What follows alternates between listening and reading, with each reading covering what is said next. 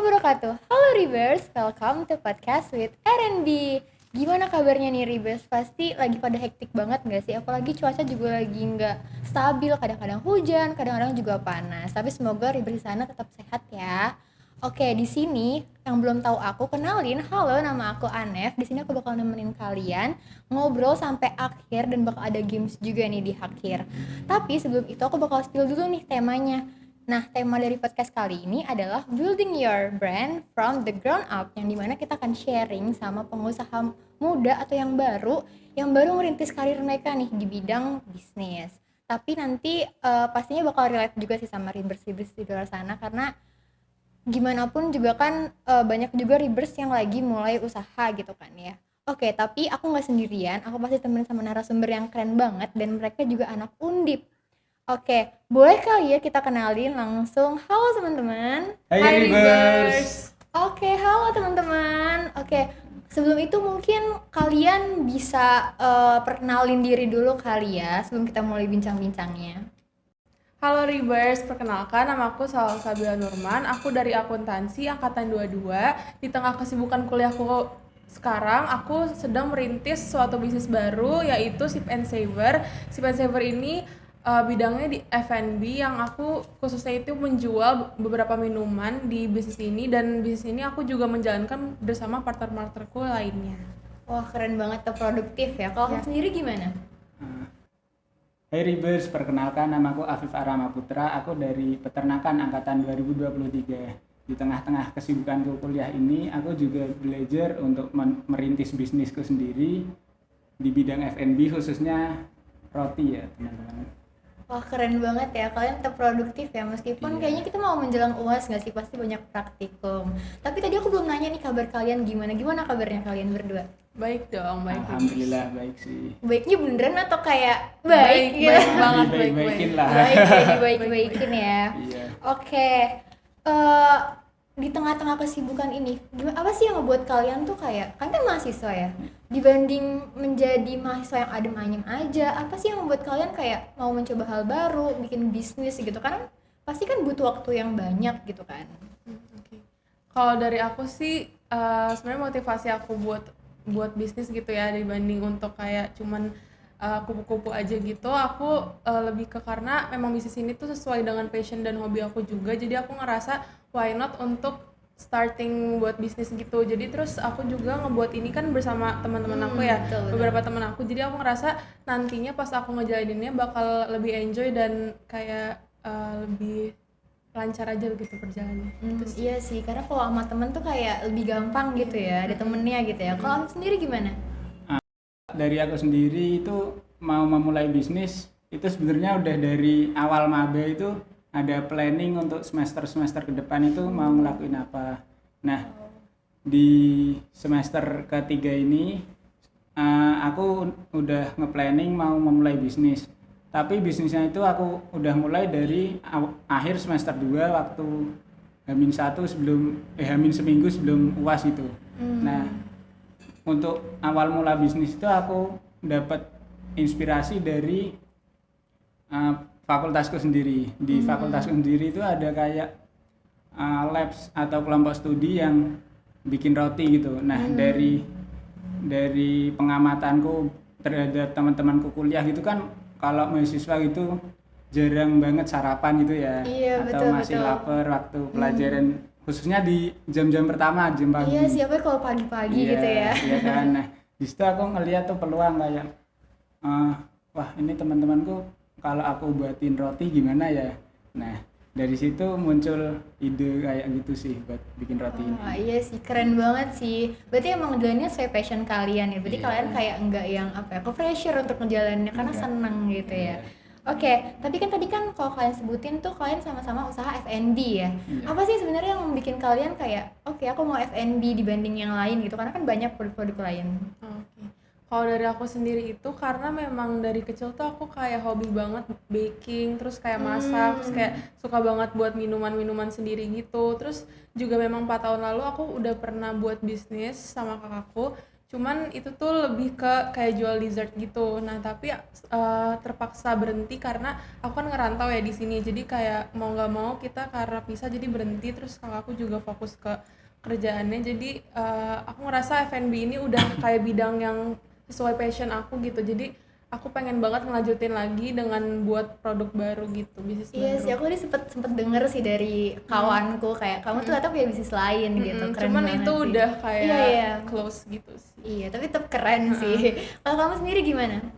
Kalau dari aku memilih F&B itu gara-gara di akhir semester 2 itu mamahku manggil temennya itu ke rumah buat belajar tentang roti.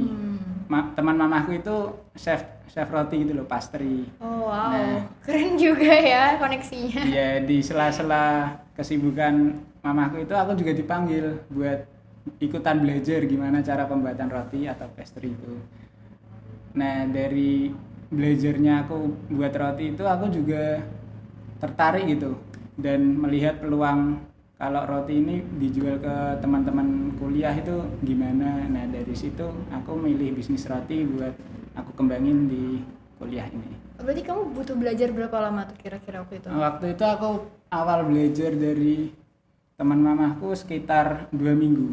2 minggu, oh Iya. cepet banget sih, cepet banget sih. Iya, 2 minggu, tapi itu belajar dari teman mamahku itu Iya, ya. Nah, iya. untuk belajar sendiri itu aku sampai sebulan trial and error. Iya, iya, iya, tapi keren. Maksudnya kayak dalam waktu itu kamu konsisten banget buat belajar gitu Iya. ya.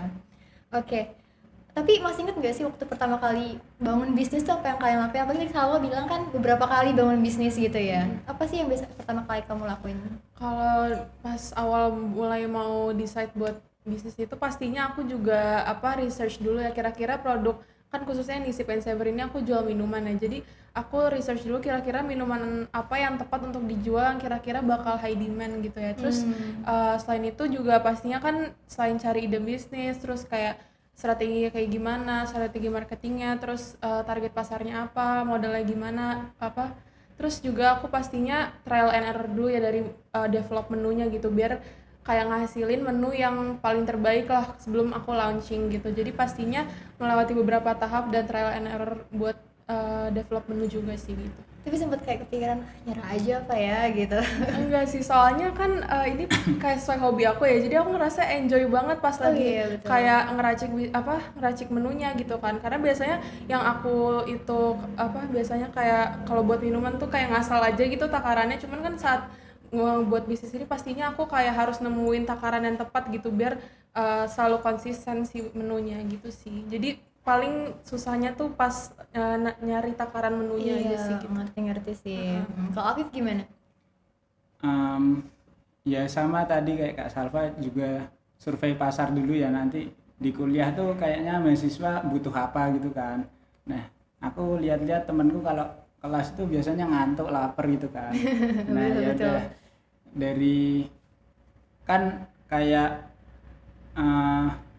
ngepas banget itu aku belajar bikin roti, dan di pasaran tuh kayaknya teman-teman membutuhkan peluang produk gitu itu, ya, iya betul. peluang. Nah, dari situ aku belajar dan berani nyoba buat jual-jual roti gitu ke teman-teman kelas dulu sebelumnya, terus sekarang bisa open PO di Instagram, terus aku kasih ke kantin-kantin kampus gitu. Oh berarti nitipin juga ke kantin? Iya, juga titip. Oh, tapi itu masuk kayak secara konsisten atau beberapa kali doang?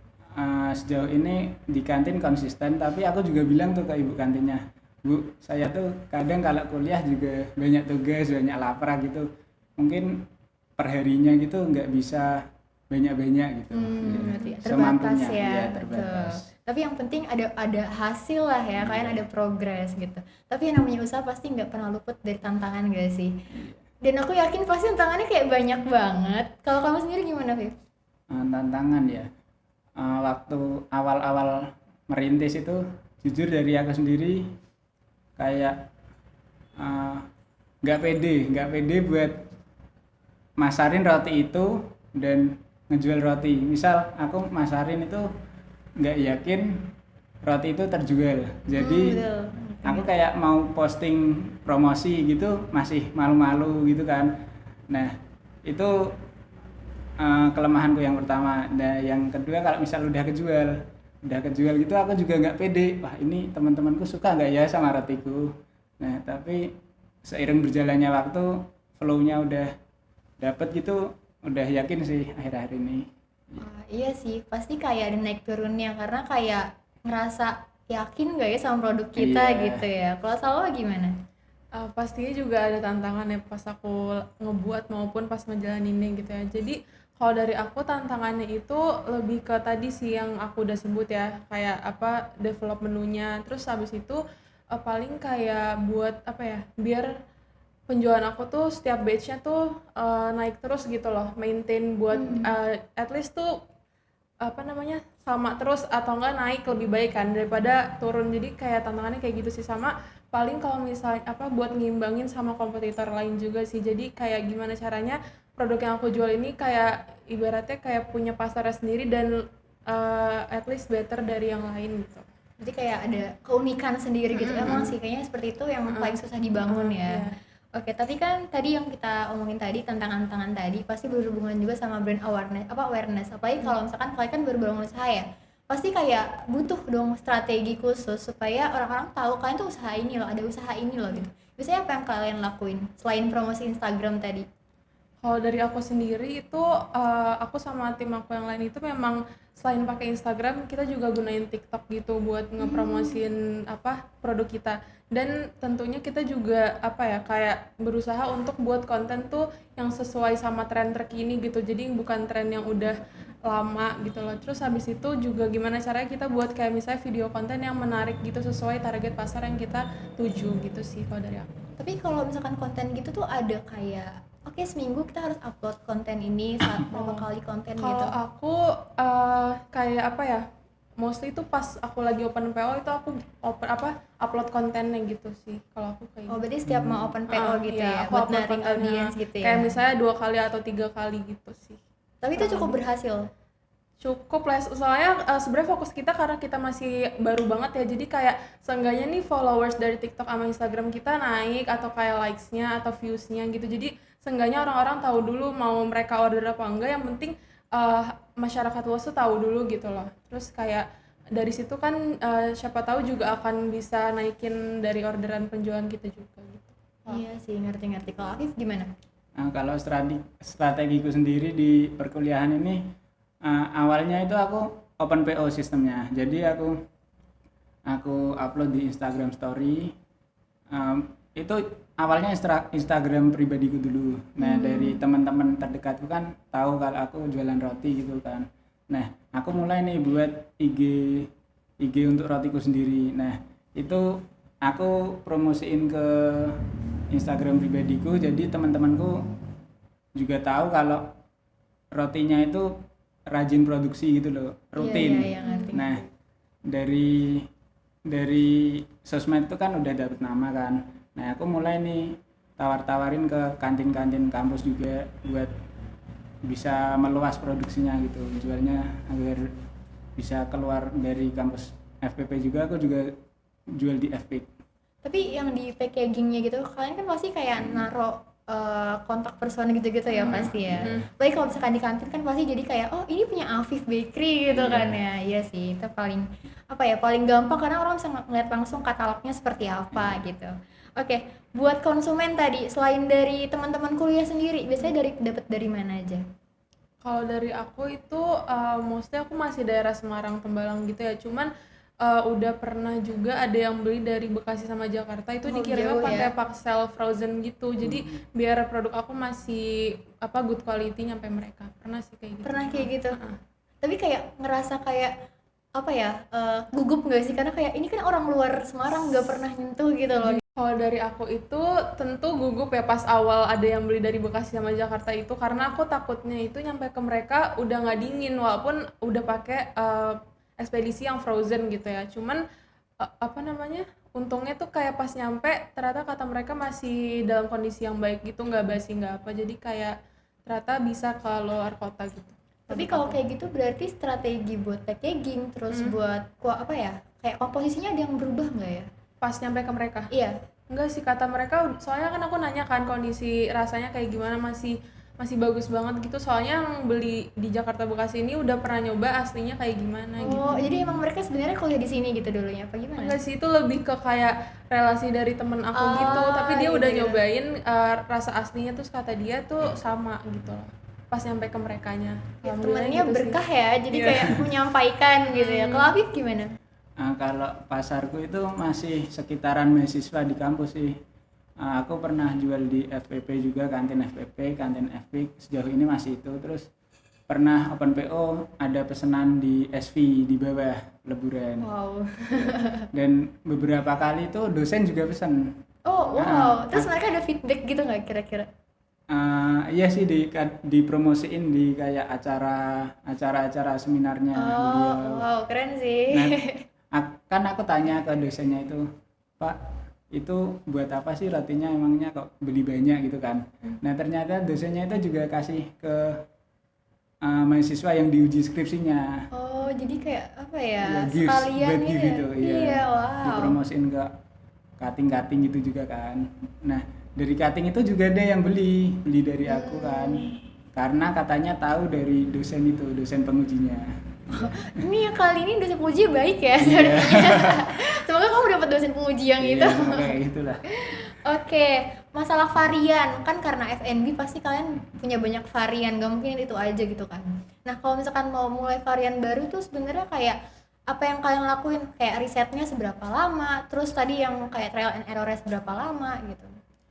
Kalau aku sendiri itu kan aku karena masih baru banget ya, awalnya tuh aku masih 2 menu, tapi baru-baru ini nih batch yang terakhir itu aku nge-launching produk baru yaitu matcha latte kan. Nah itu tuh developnya lumayan agak lama, soalnya ternyata menurut aku buat matcha latte tuh lebih apa ya, lebih agak tricky gitu daripada menu aku yang sebelumnya. Jadi lumayan lama sih, sekitar sebulanan untuk nemuin matcha powder yang tepat gitu loh, yang taste-nya tuh bagus dan juga high quality gitu sih. Jadi kurang lebih 1 bulanan mungkin. Tapi apa namanya bakalan ada varian baru nggak kira-kira? Boleh nggak sih di spill? Sejauh ini sih belum ada ya, cuman nantinya mungkin ada ke depannya gitu. Pastinya Oke, ada kita sih. doakan ya. Kalau Afif gimana? Kalau untuk varian rasa di roti itu aku dapat inspirasi dari TikTok gitu biasanya. Nah aku ambil dari TikTok, aku modifikasi sendiri, trial and error. Nah dari awal aku buat itu sebenarnya cuma ada 2 varian, coffee bun sama roti coklat, yang basic aja lah. Nah habis aku mulai jualan ke teman-temanku itu kan, aku buka pertanyaan gitu buat teman-temanku kan. Nah minta roti apa gitu. Nah dari teman-temanku itu pada ngirim link video TikTok buat bikinin roti ini dong Viv. Oh, jadi malah mereka yang request gitu Iya, ya? yang request. Terus aku sesuaiin sama harga pelajar gitu kan, bahan-bahannya gitu harganya. Jadi ya sejauh ini aku dapat inspirasi varian tuh juga dari teman-teman sih. Iya. Oke. Tapi ngomongin masalah konsumen ya, pasti kan kayak ada yang kadang mungkin ngekritik atau ada keluhan gitu. Sejauh ini ada nggak di kalian?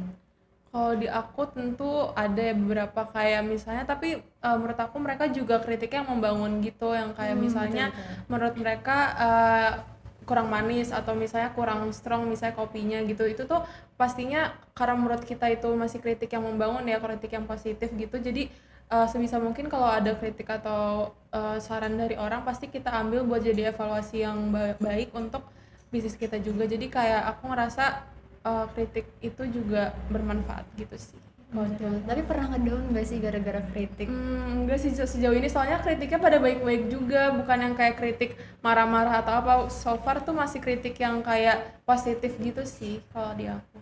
Oke, kalau Afif gimana? Ya sama sih, kritiknya yang mengevaluasi, membangun gitu. Pernah kan roti itu kan butuh pengembangan ya, pengembangan waktu pembuatannya. Nah kadang tuh pengembangan tuh kan juga dipengaruhi kayak lingkungan gitu, suhunya. Nah pernah kadang roti itu kecil nggak ngembang gitu kan, ya temanku ngeritik, Pip kok rotinya kecil sih. Nah terus aku jelasin nih bla bla bla, dan temanku emang kasih saran sih gimana buat kasih solusinya. Kan juga temanku ini juga bisa bikin roti dari belajar dari kelompok studi yang dari Oh, jadi teknik emang lingkungan dia gitu tahu, dia Iya, sering bikin roti gitu, sering jadi bikin ngasih tahu roti, masukan gitu ya. tahu triknya gitu kan. Jadi dikasih solusi juga dari temanku. Ya. Membangun ya Iya. temennya ya. Oke, jadi mungkin sekarang kita masuk ke sesi diskusi kali, karena aku pengen tahu juga pendapat kalian. Oke, menurut kalian itu bisnis itu yang dibangun dengan hobi itu lebih apa ya, lebih mudah berhasil dibanding bisnis yang emang kayak mereka cuma pengen uang doang gitu loh. Menurut kalian gimana?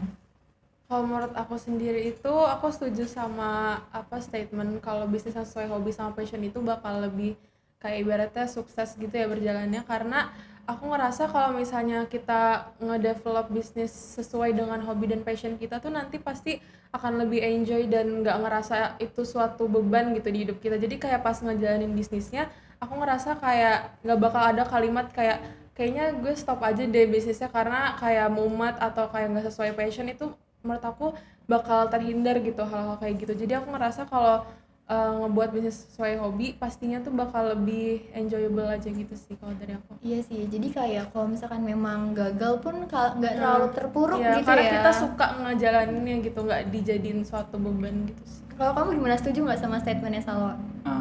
Mungkin pendapatku agak beda dari Kak Salva tadi Oke, ya. gimana tuh pendapatnya? Nah, kalau bisnis tuh menurutku nggak sesuai hobi itu nggak apa-apa menurutku, karena bisnis yang kita buat sendiri itu kan kita belajar sendiri, kita yang ngembangin sendiri kan. Nah, dari pelajaran itu kita bisa mulai menyukai apa yang kita lakukan. Oh iya sih. Dari pengalamanku sendiri, dulu aku nggak suka sama sekali mengolah makanan tuh, nggak suka, bikin roti nggak suka kan. Nah, dari belajar bikin roti, trial and error itu menurutku juga lama-lama enjoy aja gitu kan. Nah, dari situ aku juga bisa ngembangin bisnis roti walau nggak dari hobiku sendiri gitu. Berarti kamu menemukan apa ya, kesukaan gitu ya. Iya. Kayak aku mulai menyukai hal tersebut gitu ya. Iya sih. Karena terbiasa aja sih. Iya, Enjoy. tapi aku ngerti sih kayak gitu, karena kayak misalnya learning by doing tuh jadi kita bisa mencintai prosesnya. Iya. Gitu, kayak aku udah mencoba sampai segini gitu kan. Oke, lanjut lagi ke diskusi selanjutnya. Kalian sendiri kalau misalkan mau membuat keputusan itu lebih condong ngikutin insting atau lebih condong buat ngikutin data gitu, data-data dari kalian yang udah kalian kumpulin, kayak misalkan tadi keluhan gitu-gitu.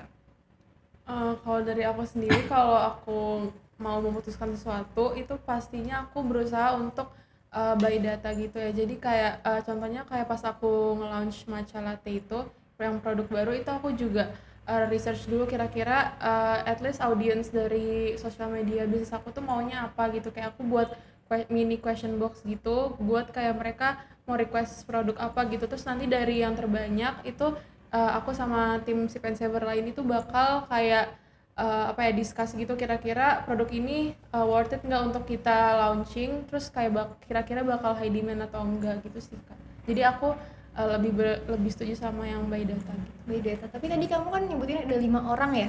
Itu gimana sih ngebaginya? Kalau dari kita itu jadi kayak emang ada bagian-bagiannya gitu loh Kak, karena kita ngerasa kita ngelakuin ini sambil kuliah ya, jadi kayak aku ngerasa bakal lebih manageable aja gitu loh. Jadi kayak misalnya ada yang bagian finance, marketing gitu-gitu sih, jadi kayak dan ada yang desain juga, jadi biar nggak keteteran karena jujur bisnis sambil kuliah tuh lumayan hektik juga ya. Jadi kayak dengan aku punya partner bisnis itu lebih kayak bisa di manage gitu sih. Iya, terus juga kalau misalkan mau bikin keputusan juga kan bisa Iya, minta bisa saran lain discuss ya gitu, gitu nggak ya. aku sendiri yang discuss. Ya, kalau Apip tadi kan kalau nggak salah sendirian ya ngebangunnya tuh gimana? Lebih mengandalkan intuisi atau data gitu?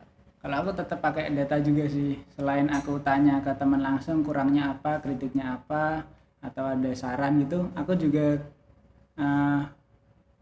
kadang-kadang buat Gform gitu. Gform aku kirim ke Instastory buat ngisi Gform tersebut. Nah, dari Gform itu aku juga bisa ngevaluasi kan data yang terkumpul, aku evaluasi, aku kembangin apa yang kurang gitu. Biasanya dari itu sih. Berarti kalian nggak pernah yang kayak kira-kira bagusan kayak gini ya gitu, enggak ya? Karena kan maksudnya semuanya berpatokan sama konsumen kalian gitu ya. Oke. Halo Rivers, tadi kan kita udah juga masuk ke sesi diskusi. Sekarang lanjut kita bakal masuk ke sesi games. Nah, di sesi games kita kali ini kita bakalan main tebak target pasar, yang dimana nanti dua narasumber kita bakalan main atau mengidentifikasi target pasar dari produk atau jasa yang bakalan aku sebutin nanti. Oke, buat peraturan mainnya aku bakal jelasin dulu ya. Nanti bakal ada 3 soal dan kalian akan diberikan deskripsi suatu bisnis atau produk dan nanti akan diberikan waktu 10 detik untuk menjawab. Nah, buat jawabnya itu cepet-cepetan. Nanti kalian boleh raise hand aja. Nanti kita bakal hitung poinnya. Jadi yang paling cepet raise hand bakalan menang gitu. Tapi syaratnya adalah kalian harus ngejawab minimal 3 kriteria dari yang aku sebutin tadi. Oke, siap? Udah paham? Siap. Coba yang semangat bisa nggak? Siap banget. Oke, udah siap ya? Siap. Oke, di sini aku bakal ngejelasin satu soal dulu, yaitu tentang aplikasi marketplace. Di mana aplikasi ini tuh kan mempertemukan penjual sama pembeli dari situs online gitu kan ya. Nah, di situ kan banyak juga produk-produk, entah itu fashion, makeup atau apapun. Nah, tolong sebutin 3 kriteria target pasar yang bakal ngegunain marketplace tersebut. Bisa raise hand. 1, 2, 3. Oke, Salwa boleh kali. Menurut aku pelajar atau mahasiswa, pekerja sama pebisnis gitu sih, menurut aku. Boleh tolong jelasin nggak alasannya biar make sense Oke, gitu? kalau menurut aku pelajar atau mahasiswa itu kan kayak mereka bisa kayak misalnya beli kebutuhan kuliahnya atau kebutuhan sekolahnya di marketplace itu. Terus kalau pekerja ya tentu juga mereka bisa kayak ngebeli misalnya kebutuhan kerja mereka misalnya kayak tumbler atau case laptop gitu kan. Terus tadi yang terakhir itu pebisnis atau pengusaha itu kan mereka bisa juga buat beli kayak misalnya packaging mereka atau bahan-bahannya di marketplace gitu sih menurut aku. Iya sih, benar.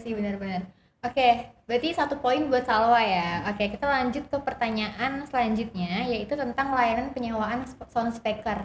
Nah, di sini kan bakalan Oke, lanjut ke soal berikutnya, yaitu tentang layanan penyewaan sound speaker. Nah, di situ kan bakal nyewain sound speaker buat berbagai acara. Nah, menurut kalian nih, kriteria target pasar yang bakal menggunakan jasa sound speaker itu seperti apa? 1, 2, 3. Oke, Afif mungkin. Nah, untuk sound speaker sendiri itu menurutku ada instansi, perorangan, dan organisasi ya yang membutuhkan jasa sound speaker tersebut. Nah, untuk instansi itu kan kadang kalau ada acara gede atau ada seminar, workshop gitu kan membutuhkan sound speaker dari luar, mungkin kalau di instansinya belum punya gitu. Nah, itu pasti bakal banyak permintaan dari instansi untuk menyewa jasa sound speaker. Nah, kalau dari perorangan itu menurutku buat acara-acara kecil yang membutuhkan sound speaker gitu ya, misal kalau di keluarganya ada hajatan gitu. Oh, ke pernikahan Iya, gitu atau pernikahan. sunatan mungkin Iya, ya. itu kan butuh jasa sound speaker. Nah, yang terakhir kan dari organisasi itu biasanya kan ngadain acara di weekend gitu kan. Nah, dari acara itu kan juga butuh jasa sound speaker jika di inventaris organisasi itu belum memiliki sound speaker ya. Nah, mungkin ketiga target pasar itu bisa dimanfaatin dari bisnis sound speaker. Oke, detail banget tadi penjelasan dari Salwa sama Afif juga. Kita lanjut ke pertanyaan terakhir. Ini pasti kalian relate banget atau bahkan mungkin pernah ngegunain juga atau mungkin jadi orangnya. Oke, yang ketiga adalah jasa Anjem Justip. Pasti tahu dong karena di Undip ini kayak dikit-dikit Justip kemana kayak gitu ya. Oke, kalau jasa Anjem sama Justip kan pasti ngelakuin kayak antar jemput atau mungkin juga beli barang atau nganter barang. Nah, menurut kalian kalau situasinya di Undip gini ataupun di univ lain, kira-kira kriteria pembeli seperti apa sih yang dibutuhkan gitu atau kayak targetnya seperti apa? Udah boleh belum? Duh, oke, aku hitung dulu kali ya. Oke. 1, 2, 3. Oke, kamu dulu boleh. Kalau menurut aku ini Anjem aku boleh maksudnya harus di Undip atau bisa di lingkungan Tembalang Boleh gitu? sih, boleh. Oke. Menurut aku itu pertama mahasiswa udah pasti bakal ngulain Anjem karena kan kayak mahasiswa kadang di kos tuh mager gitu ya kayak keluarnya buat beli makan, jadi pastinya Anjem ini bakal jadi kayak jasa yang bakal dipakai mahasiswa gitu ya. Terus yang kedua menurut aku dosen juga bisa aja mereka kayak dari kampus mau gunain Anjem gitu buat beli makan atau beli Iya produk sih, lain. ngerti. Iya. Terus habis itu yang terakhir paling kayak menurut aku ngerasa kayaknya kayak para orang tua atau kayak pekerja gitu juga bisa apa ya, bukan cuma mahasiswa gitu lah yang menggunain Anjem, kayak bisa aja mereka juga mau nitip sesuatu ke jasa Anjem ini. Kalau menurut aku kayak gitu sih.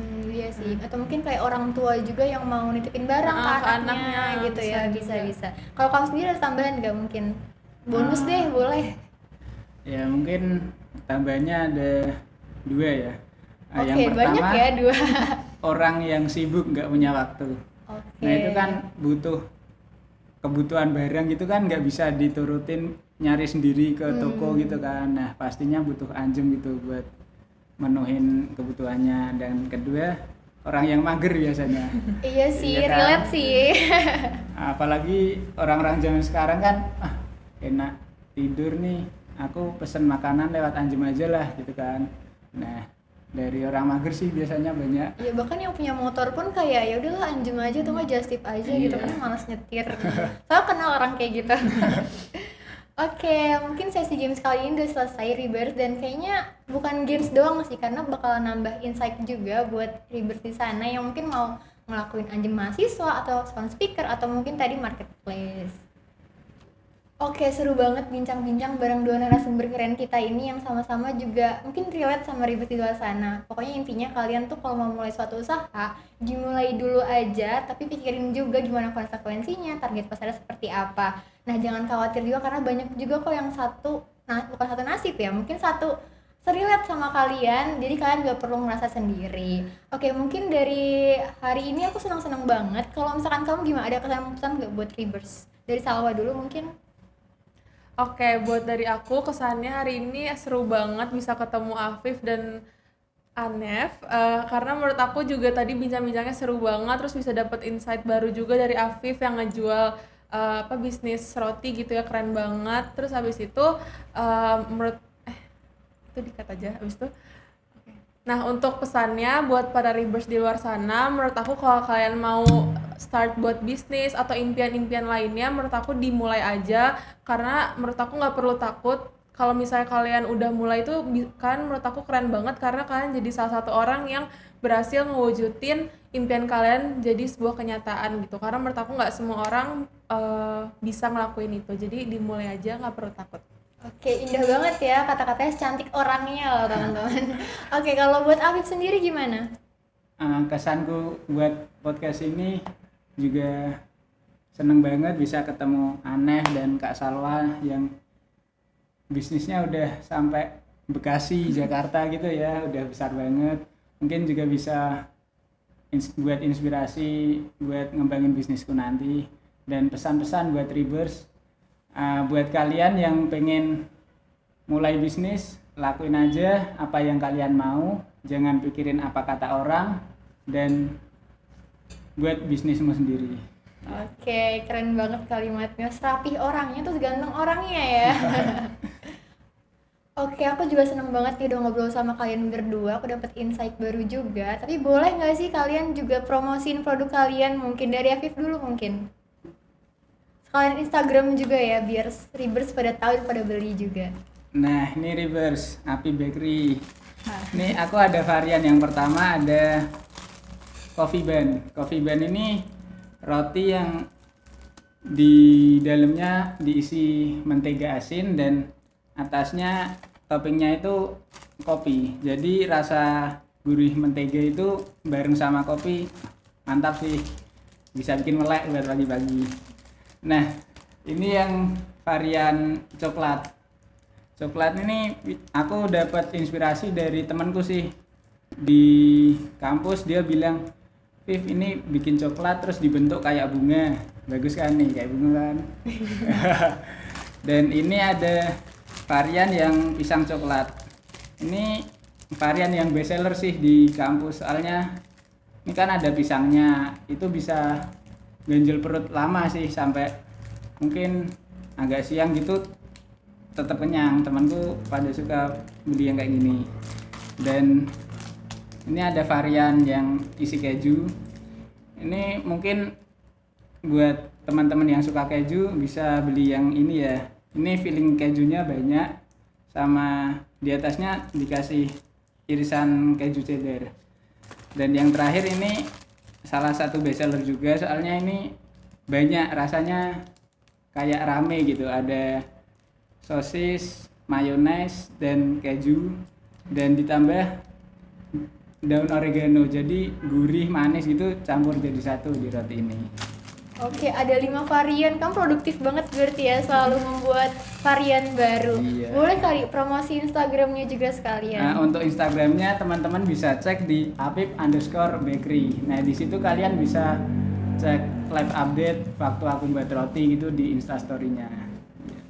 Oke, kalau misalkan Instagram Apip sendiri gitu, siapa tahu ada yang Oh. mau follow Apip kan bisa Untuk ya. Instagram pribadiku kalian bisa cari aff.if. Nanti di situ ada PP, aku pakai sweater warna abu-abu. Oke, udah spesifik tuh Rivers, jadi jangan lupa di follow ya. Kalau buat Salwa sendiri, coba bisa silakan perkenalkan produknya sama promosi juga Instagram atau TikToknya tadi. Halo Rivers, kenalin ini produk aku, produk Sip and Savor. Kalian bisa cek di Instagram @sipandsaver__.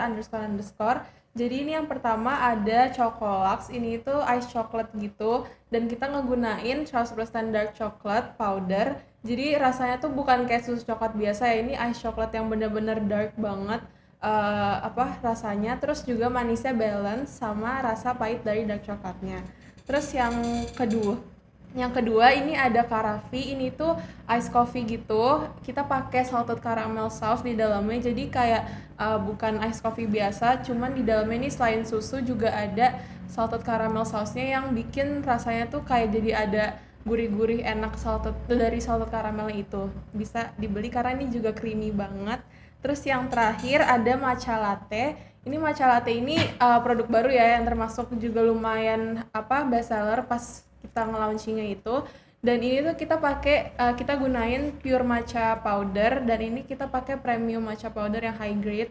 Terus juga ini nggak yang kebanyakan susu karena kita juga balance di dalamnya. Matchanya juga kerasa banget, rasa hint sedikit pahitnya dan creamy juga. Terus manisnya pas banget. Jangan lupa di follow dan di order Sip and Savor. Oke, Instagram kamu mungkin juga mau Oke, sekalian. kalau Instagram aku @salwsn. Oke, tadi disebutin juga gimana dagangan mereka dan menarik-menarik banget. Jangan lupa Rivers buat nyamperin akun Instagram mereka supaya bisa langsung order. Dan mungkin aku juga request juga buat hadir di fakultasku karena menarik banget jajanannya, aku udah ngiler banget. Dan buat para Rivers jangan lupa juga buat follow akun Instagram UKM RNB, dan mungkin juga bisa follow akun Instagram aku di @arslianeva. Oke, nggak kerasa ya obrolan kali ini udah selesai. Aku sedih banget loh, kayak aku ngerasa kayak cocok banget sama mereka. Mungkin kita bisa catch up lagi di belakang layar ya. Tapi last but not least buat Rivers, semoga pembahasan ini tuh bisa bermakna buat kalian dan ngasih inspirasi juga buat kalian yang masih ragu-ragu buat bangun usaha. Tapi pokoknya ingat aja, kalau misalnya bangun usaha itu nggak ada yang instan, semuanya butuh ketekunan, kreativitas, dan komitmen. Oke, aku Anef. Aku Salwa. Aku Afif. Thank you for watching. Wassalamualaikum warahmatullahi Warahmatullahi wabarakatuh. wabarakatuh. Bye.